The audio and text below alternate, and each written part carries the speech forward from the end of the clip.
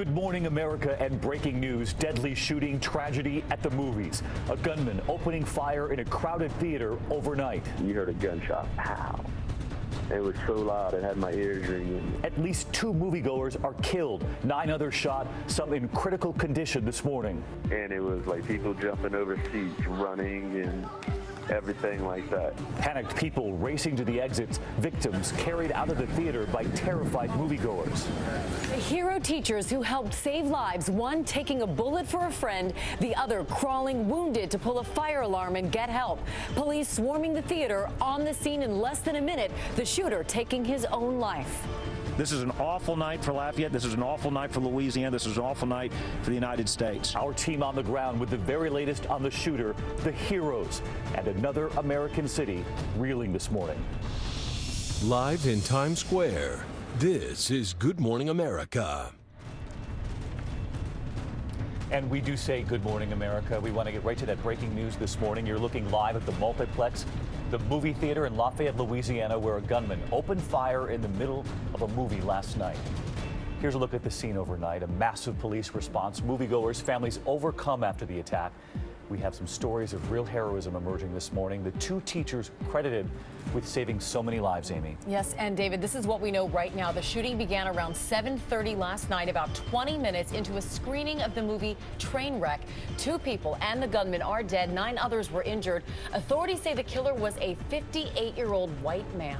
We do have team coverage this morning. We will hear from some of the witnesses right there on the scene and investigators asking who was this suspect in his 50s. And ABC's Ryan Owens starts us off from the scene this morning. Ryan, good morning. David, good morning to you. Still a very active scene here. Take a look behind me. You see all those cars in the parking lot? That's because people ran out of the theaters, quite understandably, as soon as they heard that gunfire, quite literally running for their lives. The real-life horror began just 20 minutes into the 7 p.m. showing of the comedy Trainwreck at this Lafayette, Louisiana movie theater. A 58-year-old man seated in the theater pulls out a semi-automatic weapon and begins firing into the crowd. You heard a gunshot. Pow. It was so loud it had my ears ringing. Witnesses telling police the gunman, whose name has not been released, first shot 2 people directly in front of him. And I looked and he just very calmly standing there, aiming his pistol and shooting. Once the second shot happened, people started to really panic.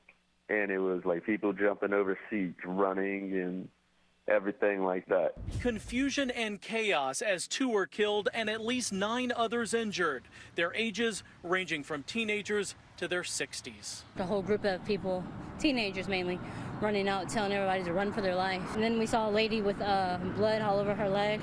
I just grabbed my child, and we just all ran. 2 of the injured, teachers, both cited for their bravery and quick thinking this morning, one taking a bullet for the other, both thinking of others. A couple of teachers at a movie together.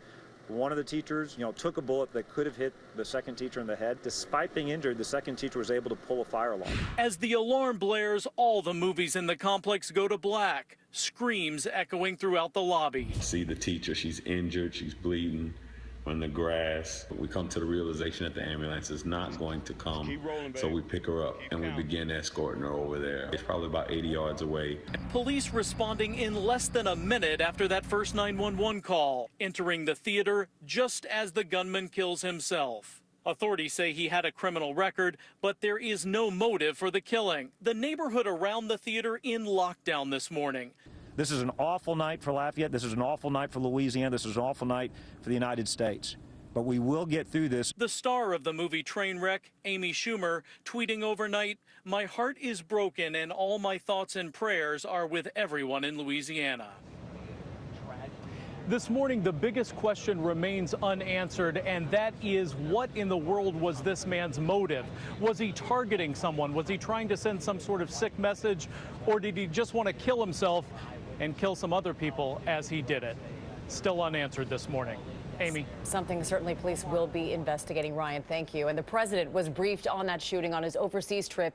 It came just hours after he spoke out forcefully about gun control. The ATF is on the scene there in Louisiana, and ABC's Pierre Thomas is in Washington with the latest on the investigation. Good morning, Pierre. Good morning, Amy. FBI and Homeland Security officials are closely watching this case. The shooter, as you said, is described as a 58-year-old white male. They believe they have his identity, but his motive, as we said, is not known. No known ties to terrorism identified, but it's early in the investigation. Everything is on the table, including whether the man has mental illness or whether this could be domestic related. Given the scale of the shooting, as you said, the president himself was briefed overnight while in flight to Africa, Amy. And Pierre, we know there have been this rash of mass shootings. Just how concerned are law enforcement agents? Clearly, this is something way on the radar. You're seeing papers like the New York Daily News highlight this concern. In the last 6 weeks, we've had horrific cases. 9 people murdered in that church in Charleston. Just last week, 5 military personnel killed in Chattanooga, Tennessee. So we appear to be in the midst of a spike of devastating mass shootings, whether they be terrorism related or not. Amy? Pierre Thomas, our thanks to you. David? All right, Amy, thanks so much. We want to turn right to Brooks David of the Louisiana State Police this morning. And first of all, Brooks, our thoughts and prayers are with that entire community. And at this point, what more do we know about how this whole thing started? They were about 20 minutes into that movie? Yes, sir. We do know that about 20 minutes into the movie, Lafayette Police Department received the call of an active shooter inside the Grand Theater. Within 30 to 45 seconds, Lafayette police officers entered that building to neutralize the threat of the active shooter. We know when the shooter stood up, early reporting indicating that the shooter began firing at 2 people right in front of him. We do know that the shooter was sitting in the rear of the theater and started opening fire. We've learned a lot this morning about the hero teachers. We've been told that one of the teachers actually threw herself in front of another one. Yes, sir. We did hear that from Governor Jindal. Governor Jindal did go to the hospital and speak with the injured over there. So she threw herself in front of one of the other teachers, saving her, and then another teacher actually pulling the fire alarm. Is that how they were able to alert everyone to get out of the theater? Yes, sir. They have 16 different theaters in here. Obviously, the ones that were in the single theater where the active shooter took place, they had begun to run.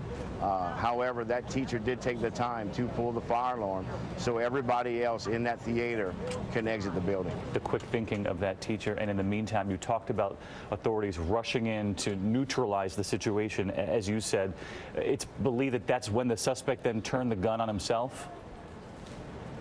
We do believe that the suspect, when he saw Lafayette police officers enter that theater, we believed he turned around, and the police officer said they heard one gunshot, and we believe that that's the shot that the suspect took to take his own life. This suspect was a grown man in his 50s. What more do we know about him? We don't know much. We do know his identity, but as of right now, we're not releasing that. We have police officers that are going to go to his residence, speak to his family and his friends. Obviously, we do not want their family and friends to find out through the media, and we don't want our police officers injured if anything else should take place near his residence. All right, well, we know you have important and difficult work ahead of you this morning, and again, our thoughts and prayers are with that entire community. Thanks so much for being here. Thank you, sir. Amy? We are joined now by eyewitness Jordan Broussard. And Jordan, good morning to you. Thanks for being with us. Good morning. You're welcome. No problem. I know that you were in a different theater, but in the same building, watching a movie when you heard something. Tell me what you heard. We were across the hall from the theater that the gunman was in, and we were about 5 minutes into our showing, and we heard a couple of loud noises. We couldn't tell if it was a part of the movie or the theater. Seconds after, the alarms were set off and evacuation protocol began. Everybody got out easy and safe. About half our theater was full. When we walked around the back, we came out the back of the theater, and we didn't realize that it was a gunman. We didn't realize it was this serious. As we come around the front of the theater, we notice cop cars coming in, about 15 officers busting through the front door with assault rifles, and we noticed a woman lying on the ground about 25 yards from the theater with a gunshot wound in her leg. A man had helped her, and she was helped into an ambulance. cops were securing the parking lot. They pushed us in a back corner of a parking lot, secured all the witnesses and all the people who were still there and had left with their vehicles yet. Jordan, you were there with your brother and your friends. What was that like, standing there in the parking lot, seeing something that I'm sure seemed surreal, but certainly terrifying? Yes, very surreal.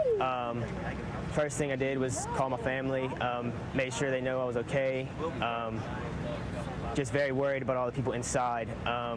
Afterwards, we heard that a teacher had pulled the fire alarm, and after talking with my brother and friends, we realized that that teacher had really saved everybody in the theater's life. We thank God for everything she did. Really a true hero for everybody in that theater. Well, we are certainly glad that you are okay, and your brother and your friends as well, and certainly thanks to those teachers for that heroic act. Jordan Broussard, we appreciate your time this morning. Yes, ma'am. Thank you. It is remarkable when you think about how many lives those teachers saved, the quick police response, everything that happened because they were able to do what they did, even wounded. Yeah, I'm always struck that it's the bravery that triumphs over these horrible things that play out. But the teacher pulled that alarm. Everyone's thinking about her this morning, and we're going to have much more on this ahead. We'll be joined by Louisiana Governor Bobby Jindal, who visited those heroes in the hospital, Amy, so we'll have much more on that in a moment. All right, David, but we turn now to the other big story this morning, those wildfires burning out of control in the West, 20 in all 7 states. The 2 biggest are in California's Napa Valley and Montana's Glacier National Park. Hundreds of firefighters battling those flames, which have forced people from their homes. ABC's Kana Whitworth is in Montana this morning with the very latest. Good morning, Kana. Amy, good morning. The Reynolds Creek fire here in Montana is so dangerous and so complex. They've had to bring a new incident command team in overnight, and they still don't have any reported containment, and they're expecting another day of high winds. Of course, weather is a factor in all of the fires across the West. This morning, unpredictable wildfires ravaging the West. The flames in California's Rag Fire Zone reaching the 7,000-acre range this morning with just 15% containment. More than 500 firefighters wrestling extremely steep terrain and raging winds. 3 tankers and 10 helicopters also launching an aggressive aerial assault. 45 minutes east of California's famed Napa Valley, residents stunned by flames shooting up as high as 100 feet in the air. It's growing big real fast, and it's getting close. Hundreds of people forced out of their homes. We need to completely mitigate any hazards before we can let them in. Amid the chaos, multiple evacuations and roadblocks in place as some 20 wildfires burn across 7 states. I don't want to die of flames. 16-year-old Lakota Duncan and his family making their swift escape. Go now, go. Fast, Dad, go. As this wall of fire bulldozed the popular Glacier National Park. It was very humbling how Mother Nature can just do that. It was very, very scary, too. With that kind of wind on this fire, it grew very rapidly. Dry, windy conditions putting a strain on firefighters and resources with no end in sight. Of course, Glacier National Park is known for grizzly bears, and officials are telling me that the fire is pushing them out of the wilderness. So for firefighters, that means they can't keep anything with a scent inside of their tent. So Amy, that means things like chapstick, lotion, even deodorant. Oh, all right, tough conditions out there. Kana Whitworth, thanks so much. And Ginger, speaking of those conditions, it is making it really tough on these firefighters to put these fires out. Right, and that's the thing. Maybe the weather didn't start it, probably didn't, but it definitely is keeping the fires going. Look, Alaska, Nevada, Oregon also in there with where the fires are burning right now, but the red flag warnings are just east of Glacier. I think the fire conditions are going to get kind of better by the weekend, but also kind of worse. Listen to this. So the relative humidity, that's always a huge variable. It's pretty low, in the teens, low 20s. That's not good. As the cold front comes through, you see this green, that's moisture. By Sunday, look at Napa, up to 93%. So you'd say, well, that's great, but that could also come along with that dry lightning and certainly going to have gusty winds. We're going in the 20s to near 30 in Glacier. It'll get a little better toward the end of the weekend in Northern California. Still, fire conditions, not great, David. We will have much more coming up. Severe weather, tornadoes to talk about next. All right, we'll see you shortly, Ginger. Thanks. We're going to turn in the meantime to new trouble for Hillary Clinton this morning. More questions about that private email account for the Democratic presidential hopeful and a possible criminal investigation now. ABC's John Carl's live at the White House this morning with the latest. John, good morning. Good morning, David. The Department of Justice tells ABC News this morning that they have been asked to investigate whether sensitive and possibly classified information was mishandled because of Hillary Clinton's use of that private email account. And ABC News has obtained a memo here from the Inspectors General for the State Department and the intelligence community that says hundreds of potentially classified emails were included within the collection of Mrs. Clinton's emails on that private server. Now, there is a very important point here, David, and that is there is no evidence to suggest that any of the information on her emails was marked classified at the time, or that Mrs. Clinton ever knowingly handled classified information on those private emails. Which would be an important distinction, John. In the meantime, how's the Clinton camp responding? Well, the Clinton campaign is sticking to what has been their line from the start. A statement from Nick Merrill, that's her spokesperson, said that she followed appropriate practices in dealing with classified materials at all times, and they are reiterating that point, that nobody is saying that anything was marked classified at the time she either sent or received it with those private emails. But this is a new investigation. Certainly is. Our chief White House correspondent, Jonathan Karl, with us this morning. John, thanks. We want to get right over to Paula, who's in for Amy this morning with the other top stories of the morning, beginning with the latest in the fight against al-Qaeda. That's right. Good morning, David. Good morning, Amy. And we're just learning that a senior al-Qaeda commander has been killed in a U.S. airstrike. Overnight, Defense Secretary Ash Carter announced the drone strike in Afghanistan killed al-Qaeda's head of explosive operations, who's also a close associate of Ayman al-Zawahiri, the terror group's leader. And a major development now in the fight against ISIS. Turkey is now allowing the United States to use 2 of its air bases to launch attacks against ISIS in neighboring Syria. Turkish jets are now joining those airstrikes. Turkey blames ISIS for a bombing this week that killed dozens of civilians. And here at home, it is official. Health insurer Anthem has reached a deal to buy Cigna for $54 billion, becoming the latest mega merger in the insurance industry. The combined company would insure 53 million Americans. And in Texas, an autopsy has determined that Sandra Bland, the woman found dead in her jail cell, took her own life. The autopsy finding no sign of a struggle. A woman in a nearby cell says that Bland was distraught.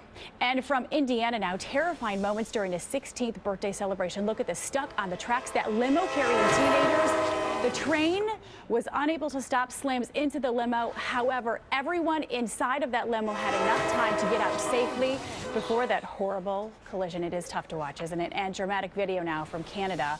A pod of killer whales was hunting seals when one took a wrong turn, got stuck on these rocks. She could be heard crying in pain because of the pressure on her lungs, but then life-saving volunteers came to the rescue.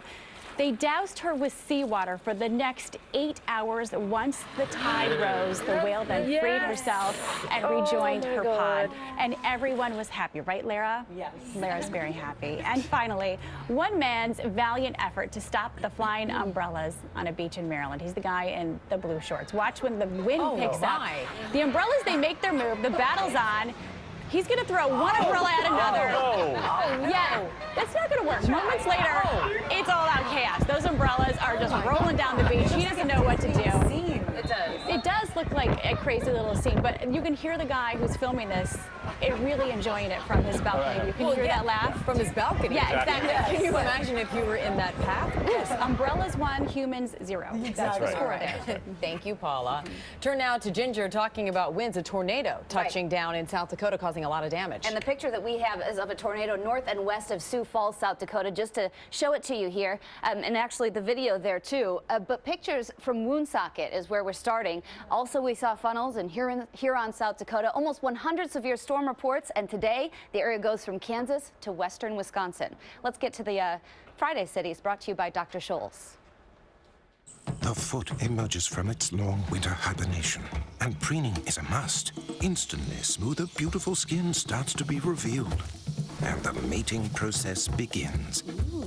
The Dr. Scholl's Dreamwalk Express Pedi. Look like this, feel like this. Look like this, feel like this. With Dreamwalk insoles, turn shoes that can be a pain into comfortable ones. Their soft cushioning support means you can look like this and feel like this. Dreamwalk. And a happy Friday. Beautiful conditions today, mostly sunny, low humidity. Temperatures right around the 90-degree mark, so it will be hot. Same this weekend. Plenty of heat across the region, but storms nowhere in sight. 90 on Saturday, 91 on Sunday. Heading to the beaches this weekend looks beautiful. Northern beaches, 82. Forecast high both Saturday and Sunday, the Delmarva Shore. Outer Banks, Virginia Beach, low to mid-80s across the region this weekend. Should be a beautiful weekend at the beaches and home. Great to be at the pool, just great to be outdoors. We have so much more ahead this morning. New details coming in right now on that deadly movie theater shooting. We have a live interview with more about those hero teachers. And then the amazing rescue caught on camera. A woman is trapped underneath that car right there, but you're about to watch everyone. Look at this. They lift up the car to save her. Incredible. In my bakery, I see customers every day. But some days, I felt like all they saw was my acne, not me.